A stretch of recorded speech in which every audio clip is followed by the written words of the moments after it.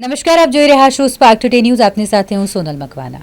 આજે 8 સપ્ટેમ્બરના રોજ world physiotherapist ડેની ઉજવણી કરવામાં આવે છે, જેની પાછળનો મુખ્ય હેતુ છે કે લોકોમાં શારીરિક કાળજીને લઈને જાગૃતતા આવે. આ દિવસે ખાસ સેમિનારોનું આયોજન કરવામાં આવતું હોય છે, લોકોને જાગૃત કરવાનો પ્રયાસ કરવામાં આવતો હોય છે. ફિઝિયોથેરાપીને લઈને લોકોમાં જાગૃતતા આવે એવા એક પ્રયાસ માટે ખાસ કરીને લોકોને વધુને વધુ માહિતી પહોંચાડી શકાય એટલે 8 સપ્ટેમ્બરે વર્લ્ડ ફિઝિયોથેરાપી ડે તરીકે મનાવવામાં આવે છે.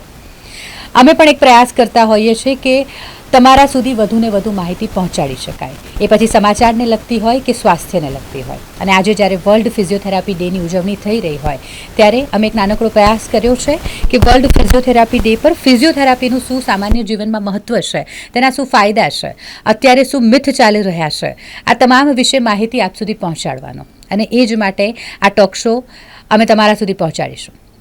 આજે મારા સ્ટુડિયોમાં ઉપસ્થિત છે ડૉક્ટર પ્રિતેશ સોની, જે પોતે સ્પોર્ટ્સ ફિઝિયોથેરાપિસ્ટ છે. 15 વર્ષનો એક્સપિરિયન્સ ધરાવે છે. Spine flex physiotherapy sports rehab જેનું સંચાલન પણ કરે છે. તેમની એક આખી ટીમ છે, લગભગ 12 જેટલા ફિઝિયો તેમની નીચે કામ કરે છે અને હજારો કહી શકાય કે લોકોને તેમણે કન્સલ્ટ કર્યા છે. એટલે આજે તેમની પાસેથી જ આપણે વર્લ્ડ ફિઝિયોથેરાપી ડે હોય ત્યારે માહિતી મેળવીશું અને લોકોને અમારો એક પ્રયાસ છે કે જાગૃત કરીશું. ડૉક્ટર પ્રિતેશ, પહેલાં તો આપનું ખૂબ ખૂબ સ્વાગત છે સ્પાર્ક ટુડે ન્યૂઝમાં. ખૂબ ખૂબ આભાર. આજે વર્લ્ડ ફિઝિયોથેરાપી ડે છે એટલે વર્લ્ડ ફિઝિયોથેરાપી ડેનું આમ તો મેં કહી દીધું, તો પણ તમે જણાવો કે શું મહત્ત્વ છે આજના આ સંજોગોમાં, કારણ કે આપણે જોઈએ છે કે હવે લાઇફસ્ટાઈલ ઘણી ચેન્જ થઈ ગઈ છે. હવે પહેલાંની જેમ દોડાદોડીવાળું કામ રહ્યું નથી. મોસ્ટલી વર્ક ફ્રોમ હોમ થઈ ગયું છે, એટલે બેસીને કામ કરતા લોકો થઈ ગયા છે, એટલે દુખાવા વધી રહ્યા છે, લોકોને આ તકલીફ વધી રહી છે. એટલે અત્યારના આ સમયમાં શું મહત્ત્વ છે? સૌથી પ્રથમ આજના દિવસે હું દરેક ફિઝિયોથેરાપિસ્ટને જી ખૂબ ખૂબ અભિનંદન આપીશ અને હાર્દિક શુભકામના આપીશ. હવે અત્યારના સમયમાં ઘણા લોકોની માનસિક અને શારીરિક દરેક સ્થિતિમાં એ લોકોનું કન્ડિશન એવી થઈ ગઈ છે કે હાડમારી જેવું જીવન. જી એક્સ્ટ્રીમ એ લોકોનું વર્કલોડ હોય છે, સ્ટ્રેસ લેવલ વધી રહ્યું છે, ખાવા પીવાની દરેક બધી વસ્તુઓ જે પહેલાં આપણે ખાતા હતા એના કરતાં ઘણો બધો ખોરાકો ખાધાકીય વસ્તુઓમાં પણ ઘણો ફરક આવ્યો છે. તો એના લીધે શું છે, સ્વાસ્થ્યમાં પણ ઘણા મસલ્સના સ્નાયુના પેન, સાંધાના પેન ઘણા વધી રહ્યા છે. પહેલાં એવું હતું કે કરીબ 4-5 વર્ષ પહેલાંની જ વાત કરીએ તો એ વખતે લગભગ 50 વર્ષ ઉપરના જ દર્દીઓ મારા ત્યાં વધારે જોવા મળતા હતા. પણ હાલના સમયમાં એવું છે કે 20થી લઈને 45 વર્ષ સુધીના દર્દીઓ, એટલે કે જે યંગ જનરેશન છે, એ લોકોમાં સામાન્ય રીતે સર્વાઇકલ પેન છે, બેક પેન છે, ઘૂંટણની તકલીફ ઘણાને અર્લી સ્ટેજમાં સ્ટાર્ટ થઈ ગઈ. તો આ બધા તકલીફ અત્યારે ઘણી બધી વધતી ગઈ છે કે જે અમે અત્યારે સામાન્ય જીવનમાં પણ રોજના 40-50 દર્દીઓને જોતા હોઈએ, 80% લોકો આ યંગ જનરેશનના આવે છે. ડેલી રૂટીન જીવનની વાત કરીએ તો દૈનિક જીવનમાં શું મહત્ત્વ છે અત્યારે ફિઝિયોથેરાપીનું? અને ઇફ કોઈ વ્યક્તિ કે જે જાતે કસરત કરવા માંગે તો એના માટે શું તમે કહેવા માંગશો? હું એક જ વસ્તુ કહીશ કે ફિઝિયોથેરાપી તરીકે કે કોઈ ઇન્જરી પ્રિવેન્શન તરીકે ના લો, ફિઝિયોથેરાપીને એક લાઇફસ્ટાઇલ બનાવો. જેમ આપણે હંમેશા ખોરાક લઈએ છીએ, સવારનું લંચ, ડિનર બધું લેતા હોઈએ છીએ, તો રેગ્યુલર રૂટીનમાં આપણે લેતા હોઈએ છીએ. જો એમાં 4 થી 5 દિવસનો બ્રેક પડે તો આપણું બોડી દેખાતું હોય છે કે ભાઈ વીકનેસ આવવા માંડે, એમાં તકલીફ વધારે ચાલુ થવા માંડે. હવે એ ડ્યુરેશનમાં તમે સમજો કે ખોરાક નથી લેતા અને ખાવાનું બંધ કરો છો તો આ તકલીફ તમને બોડી રિએક્ટ કરે છે. તો સેમ વસ્તુ કે તમારા બોડીને જે શરીરને એક્સરસાઇઝની જરૂર છે, હવે એ જ એક્સરસાઇઝ પૂરતી તમે ના આપી શકતા હોય તો સ્નાયુઓ પર, જોઈન્ટ્સ પર, બધા પર લોડ આવતો હોય છે અને એના લીધે સ્નાયુની વીકનેસ વધતી જાય છે. સ્નાયુની વીકનેસના લીધે ઘણા બધી તકલીફ અર્લી સ્ટેજમાં આવતી હોય. તો એ ફિઝિયોથેરાપી એક કસરત તરીકે તમે પાર્ટ બનાવો જીવનમાં, અને રોજિંદા જીવનમાં વીકમાં 3-4 વાર કે 5 દિવસ તમે દર અડધો કલાક કે પોણો કલાકની કસરતનો એક સમય ફાળવો. સ્પેશિયલ પોતાના બોડી માટે ઘણું ફરક પડશે, ઘણું લાભદાયી છે. ફિઝિયોથેરાપી અને વ્યાયામ વચ્ચે ડૉક્ટર શું ફરક છે? વ્યાયામ એટલે આમાં કેવું છે કે અમુક અત્યારે કસરત, હા, એટલે જીમની કસરત અલગ છે અને ફિઝિયોથેરાપીની અલગ છે. ફિઝિયોથેરાપી જનરલી એવું હોય છે કે જે ઇન્જરી લઈને આવતા હોઈએ છે કે આ તો કોઈ તકલીફ છે શરીરમાં તકલીફ છે અને એને આપણે પ્રિવેન્ટ કઈ રીતે કરવી, એને રોકવી કઈ રીતે, પેનને મેનેજ કઈ રીતે કરવું અને મેનેજ કર્યા પછી એને ફિટ કઈ રીતે રાખવું, આ આખો જ એક પ્રોટોકોલ વાઇઝ જે પદ્ધતિસર અમે કરાવતા હોઈએ અને ફિઝિયોથેરાપી કહેવાય છે. અને ફિઝિયોથેરાપીથી તમે લાઈફસ્ટાઈલને પણ ચેન્જ કરી શકો છો અને એ જ વસ્તુ તમારા આગળ ફ્યુચરમાં તમને બહુ ઘણું કામ લાગે છે. કઈ એવી સામાન્ય ઈજા હોય કે જેમાં ફિઝિયોથેરાપી મદદરૂપ થતી હોય છે? અત્યારે એવું કહેવા જઈશ કે ફિઝિયોથેરાપી બ્રોડ સ્પેક્ટ્રમ એક ફિલ્ડ થઈ ગઈ છે કે જેમાં તમે બધી જ ફિલ્ડના ઓર્થો લઈ લો, ન્યુરો લઈ લો, પીડિયાટ્રિક લઈ લો, ઇવન કાર્ડિયોથોરેસિક લઈ લો, જે આઈસીયુ કેર તરીકે અમે પેશન્ટ્સને અમે ઘણી ફેસિલિટી આપતા હોઈએ છીએ, તો આઈસીયુમાં પણ અમારું વર્ક વધી ગયું છે. પ્લસ સ્પોર્ટ્સ ઇન્જરીના કેસીસ વધી ગયા છે, તો એ બધા જ કેસીસમાં ફિઝિયોથેરાપીની જરૂર પડે છે. એટલે ફિઝિયોથેરાપી હવે કોઈ એક પર્ટિક્યુલર ઇન્જરી કે કેસ માટે સીમિત નથી.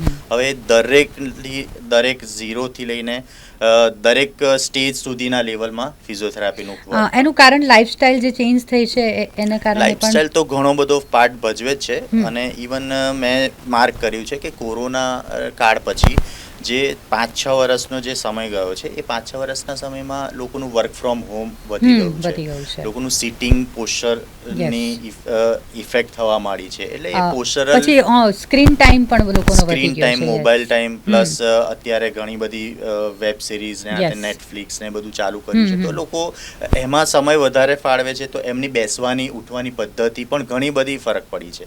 એટલે અમારા ક્લિનિક પર પણ અમે એમને એ જ સલાહ આપતા હોઈએ છીએ કે કઈ રીતે તમે પ્રિવેન્ટ કરી શકો, કઈ રીતે તમારું પોસ્ચર તમે સીધું રાખી અને એને પ્રોપર એનાટોમિકલ પોઝિશનમાં તમે રાખો, તો એનાથી ઘણો બધો તમને ફાયદો મળતો હોય છે અને ઇન્જરીને રોકી શકો છો.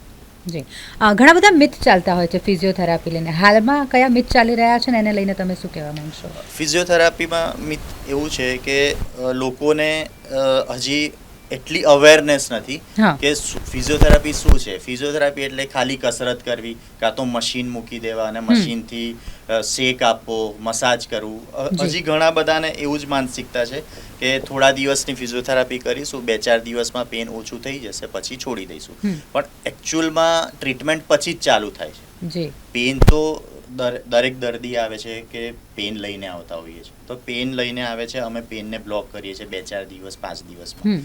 એ 5 દિવસ પછી ખરેખર કસરત શરૂ થાય છે કે કસરતનો રોલ એ જ હોય છે કે એમને પ્રિવેન્ટ કરી શકીએ અને એ પેન ફરીથી લઈને અમારી પાસે આવે નહીં, અમે એને રોકતા હોઈએ છીએ.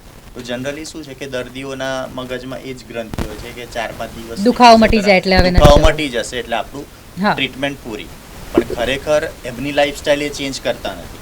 આખું સેશન જરૂરી છે. પ્રોટોકોલ વાઇઝ જે પણ અમે કરતા હોઈએ, એમને શેડ્યુલ આપતા હોઈએ, હોમ કેર એક્સરસાઇઝીસ આપતા હોઈએ, તો આ દરેક વસ્તુની જરૂર પડે છે. જી, ચાલવું એને કઈ રીતે ગણી શકાય? ચાલવું એક એક્સરસાઇઝ છે, પણ ઘણા મારી પાસે દર્દીઓ આવે છે કે સાહેબ અમે તો ચાલીએ છીએ તો પણ અમને કેમ પ્રોબ્લેમ થાય છે. પણ ચાલવાથી તમારા પગ ચાલે છે તો તમારી બોડી રૂટીનમાં મોબિલાઇઝ થાય છે, મોબિલિટી વધે છે. પણ એનાથી ના તો તમારા શોલ્ડરને પેન ઓછા થાય, ના તો તમને સર્વાઇકલમાં પ્રોબ્લેમ ઓછો થાય. બરાબર? એટલે ચાલવાથી જરૂરી નથી કે તમારું આખું જ બોડી સારું ને સારું જ રહે. ઘણા લોકો રોજના 7-8 કિલોમીટર ચાલતા હોય છે તો પણ એમને બેક પેનનો ઇસ્યુ આવે છે, ની પેન આવે છે, સર્વાઇકલ પેન આવે છે. તો એની માટેની જે સ્ટ્રેન્થ ટ્રેનિંગ કસરતો છે કે સ્ટ્રેન્થને, મસલ્સના સ્ટ્રેન્થને વધારવાની કસરતો છે, એ કસરત બહુ જ જરૂરી છે. એટલે ચાલવાને એક કસરત ન ગણી શકાય? ચાલવાને કસરત ગણી શકાય ખાલી ફંક્શનલ મોબિલિટી, એબિલિટી વધારવા માટે, પણ એને દરેક જોઈન્ટના, દરેક મસલ્સને સ્ટ્રેન્થ માટેની કસરત ના. ડેફિનેટલી. અત્યારે જેમ કે આપણે વાત કરી કે બેસવાનું જે કામ છે વધી ગયું છે, હવે બધા બેસીને જ કામ વધારે કરે છે ને, એટલે જ તમે જણાવ્યું કે નાની વયના લોકોમાં પીઠના દુખાવાની જે ફરિયાદ છે તે સૌથી વધારે જોવા મળે છે. તો એના માટે શું કરી શકાય કે પીઠના દુખાવાની ફરિયાદ એનાથી બચવા માટે? એના પ્રિવેન્શન માટે એક તો અમે સ્પેશિયલ પોસ્ચર કેરનો પ્રોગ્રામ ચલાવીએ છીએ અમારા ક્લિનિક પર. બીજી વસ્તુ કે હરેક દર્દીઓને અમે જે યંગ એજના દર્દીઓ આવતા હોઈએ છીએ એમને અમે કહેતા હોઈએ છીએ, સલાહ આપતા હોઈએ છીએ કે તમે હર 1 કલાકમાં થોડીક નેકની મુવમેન્ટ કરો, શોલ્ડરની મુવમેન્ટ કરો, તો એટલીસ્ટ તમારા સ્નાયુઓની જકડન ઓછી થાય, બ્લડ ફ્લો થાય અને એનાથી તમારું પેન ઘણું બધું રાહત મળે પેનને. સાથે સાથે એમને અમુક એક્સરસાઇઝીસ બતાવીએ છીએ, સ્ટ્રેચિંગ એક્સરસાઇઝ બતાવીએ છીએ કે જે રોજિંદા જીવનમાં પણ ઘણો ફાયદો કરે છે, કે મસલ્સને તમારે સ્ટ્રેચેબિલિટી, ફ્લેક્સિબિલિટી પણ બહુ જરૂરી હોય છે. તમારું જનરલી અમારા દર્દીઓ આવે છે તો કે જકડાઈ ગયેલા સ્નાયુ હોય છે, એમના સ્નાયુ સ્ટીફ બહુ જ થતા હોય છે, તો એના લીધે શું છે કે ઇન્જરીના ચાન્સ વધી જાય છે, નવ કમ્પ્રેસ થાય છે, નસના દબાણના લીધે એમને વધારે પેન ચાલુ થાય. એટલે આ દરમિયાન તમે સ્ટ્રેચિંગ એક્સરસાઇઝનો યુઝ કરી શકો, એ ઘણી બધી લાભદાયી છે. એટલે નેકની હલનચલન છે, સ્ટ્રેચિંગ છે, બધું છે, ઘણું બધું લાભદાયી છે. અંતમાં એ જણાવો કે સ્ટ્રેન્થ ટ્રેનિંગનું શું મહત્વ છે? સ્ટ્રેન્થ ટ્રેનિંગ હું એક જ વસ્તુ કહીશ કે જેમ આપણા બોડીને પોષણની જરૂર છે, એમ સ્નાયુઓને પણ સ્ટ્રેન્થની જરૂર હોય છે. તમારી એજ જેમ વધતી જાય છે એમ હર એક 5 વર્ષ તમારી એજ વધે તો તમારા 5 થી 7% લઈને 10% તમારા સ્નાયુનું રિડક્શન થાય, કે જે સ્નાયુની ક્ષમતા હોય એ ઘટતી હોય છે. જેમ તમારી એજ વધે એમ સ્નાયુની ક્ષમતા ઘટતી હોય, તો હવે એને આપણે વધારવા માટે સ્ટ્રેન્થ ટ્રેનિંગનો ઉપયોગ કરવો પડે, કે જે સ્નાયુને મજબૂત રાખે. સ્નાયુને મજબૂત નહીં રાખે ત્યાં સુધી તમારા સ્નાયુઓની વીકનેસ વધતી જશે. એટલે ઉંમર પછી અમુક 45, 50, 55 વર્ષ પછી લોકો ચાલવામાં અગવડ પડે છે. એમાં 80% લોકો એવા છે કે ઘૂંટણના દુખાવાના લીધે નહીં, એ સ્નાયુની વીકનેસના લીધે ઘૂંટણના દુખાવા ચાલુ થાય. એટલે આખી એક રિવર્સ સાયકલ છે. તમે સ્નાયુઓને મજબૂત રાખશો તો ઘૂંટણના પણ દુખાવા ઘણા બધા અંશે ઓછા થઈ જશે અને ઘૂંટણ પણ સારા રહેશે. અત્યારે જે ની રિપ્લેસમેન્ટ સર્જરીઓ વધતી ગઈ છે, એ પણ આપણે પ્રિવેન્ટ કરી શકીએ. એટલે મસલ્સને મજબૂત કરવા ઘણા જરૂરી છે. જી ડૉક્ટર, અંતમાં શું મેસેજ આપવા માંગશો, ખાસ કરીને યંગસ્ટર્સને, આજે જ્યારે વર્લ્ડ ફિઝિયોથેરાપી ડે છે? યંગસ્ટર્સને હું એટલું જ કહીશ કે બને એટલું ફિઝિકલ વર્ક કરો. હાર્ડવર્ક તો કરો જ છો, સાથે સાથે ફિઝિકલ વર્ક કરો, કારણ કે અત્યારના રોજિંદા જીવનમાં મેન્ટલ સ્ટ્રેસ ઘણો વધતો જાય છે અને ફિઝિકલ એક્ટિવિટી ઘણી ઘટતી જાય છે.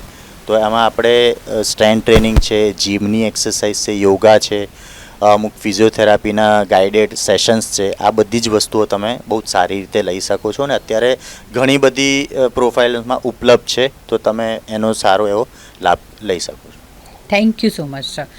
આપણી સાથે ડૉક્ટર પ્રિતેશ સોની જોડાયા હતા, જે ફિઝિયોથેરાપિસ્ટ છે, સ્પોર્ટ્સ ફિઝિયોથેરાપિસ્ટ છે, અને એક માહિતી અમારા દ્વારા તમારા સુધી પહોંચાડવાનો પ્રયાસ કરવામાં આવ્યો છે. જ્યારે આજે વર્લ્ડ ફિઝિયોથેરાપી ડેની ઉજવણી થઈ રહી હોય ત્યારે લોકોને જાગૃત કરી શકાય અને એક યોગ્ય માહિતી, સચોટ માહિતી લોકો સુધી પહોંચાડી શકાય, એટલે ડૉક્ટર પ્રિતેશ સોની આપણી વચ્ચે ઉપસ્થિત થયા હતા. એટલે છેલ્લે ખૂબ ખૂબ આભાર આપનો.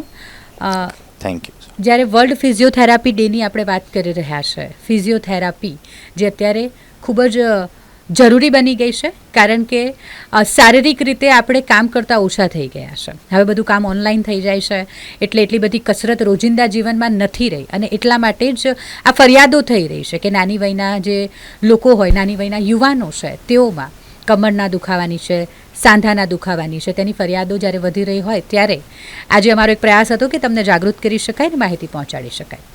એટલે અમે તમારી વચ્ચે ઉપસ્થિત થયા હતા. ફરી એક વખત તમામ જે ફિઝિયોથેરાપિસ્ટ છે તેમને સ્પાર્ક ટુડે ન્યૂઝ તરફથી વર્લ્ડ ફિઝિયોથેરાપી ડેની શુભકામનાઓ પાઠવીએ છીએ ને આવી જ રીતે અમારી સાથે અલગ અલગ માહિતી માટે જોડાયેલા રહેજો. કેમેરા પર્સન નિસર્ગ સાથે હું Sonal Makwana, spark today news.